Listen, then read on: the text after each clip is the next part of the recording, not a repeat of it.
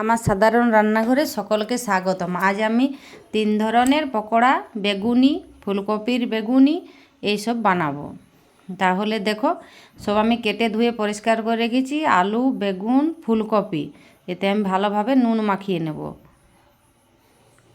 ফুলকপির পকোড়ি বানাবো, আলুর পকোড়ি বানাবো, আর বেগুনের এই যে বেগুনি বানাবো।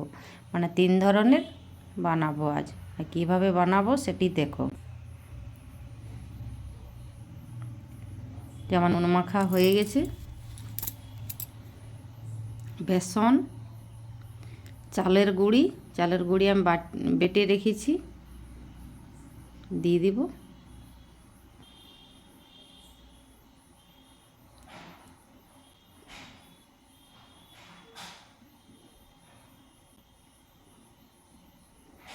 জল, ওই যে বাটিতে গুঁড়ি বাটা ছিল সেই বাটিতে জল নিয়েছি, ওই জন্য সাদা দেখালো। ওই বাটিতে জল নিয়ে আমি ভালো করে ফেটে নেব।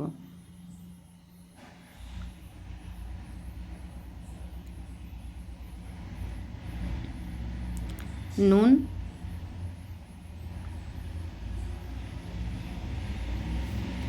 হলুদ, লঙ্কা পাউডার,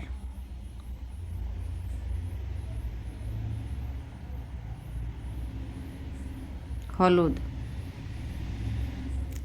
নুন দিলাম, লঙ্কা পাউডার দিলাম, হলুদ দিলাম, গোটা জিরা দিব, আর এই জিরা পাউডারটা দিলাম,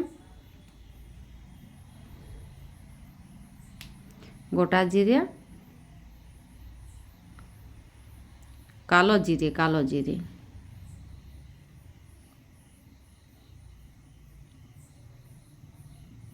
সব করে কিছু ভালোভাবে ফেটে নেব। এবারে সব কিছু কড়াইয়ে তেল দিলাম, সাদা তেল,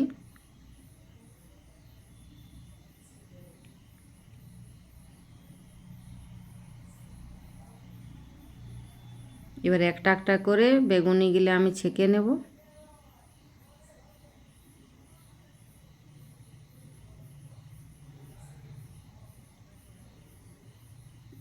একই কড়াতে 3টি দিয়ে দেব।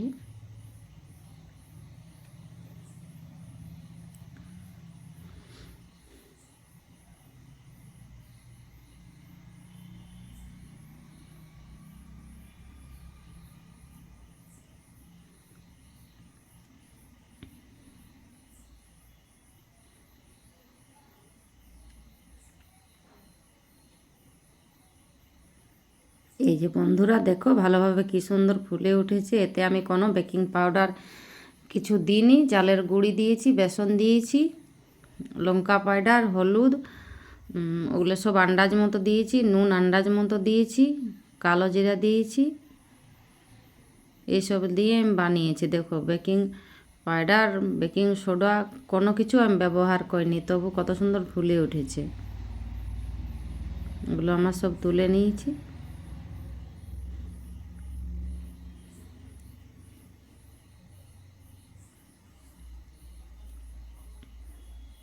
এইভাবে বাড়িতে বানিয়ে দেখো, খেতে খুব সুন্দর লাগে চায়ের সাথে। চা, মুড়ি। এই যে আলুর পকোড়িগুলো আমি ছেঁকে নিচ্ছি লাল লাল করে। এগুলো সব বানিয়ে ভালোভাবে ঘরে দেখো, খেতে খুব সুন্দর লাগে।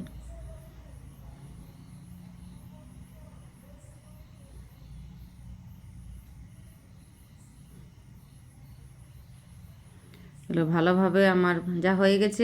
আমি একটু গ্যাসটা মানে কমিয়ে একটু দিয়েছিলাম, যাতে আলুটা আমার ভালোভাবে সিদ্ধ হয়ে যায়। তো আমার আলুগুলো ভালোভাবে সিদ্ধ হয়ে গেছিলো।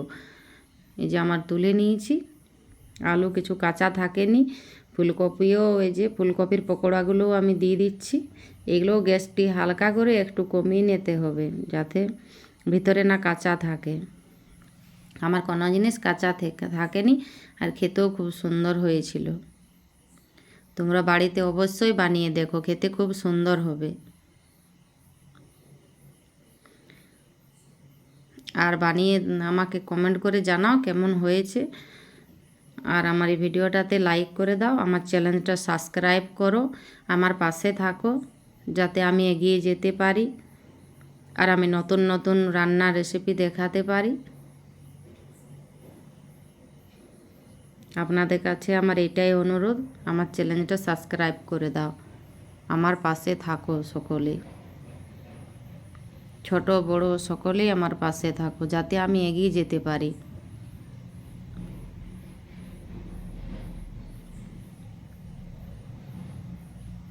আর এইভাবে ঘরে অবশ্যই বানাবে,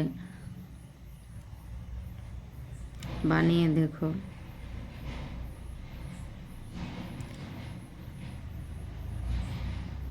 আর গ্যাসটি একটু লো করে রাখতেই হবে যাতে ভিতরে ফুলকপি ভালোভাবে সিদ্ধ হয়ে যায়, তার জন্য। এই যে আমার হয়ে গেছে বেগুনি ফুলকপির পকোড়া।